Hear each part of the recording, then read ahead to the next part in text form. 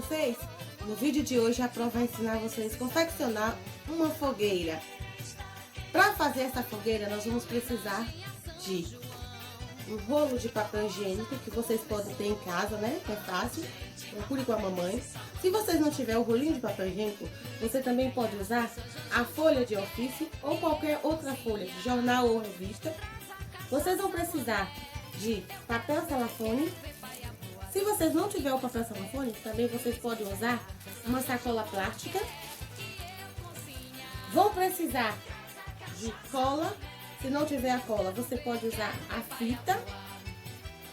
E uma tesoura sem ponta e com a ajuda da mamãe, tá bom? Vamos lá?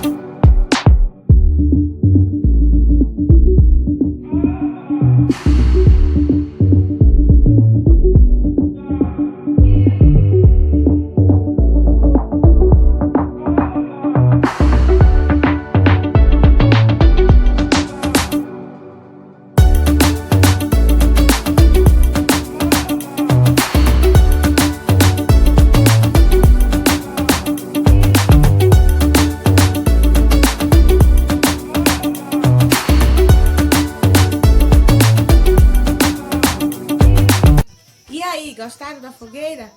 Fogueira. Começa com que letra? F. Muito bem. Termina com que letra?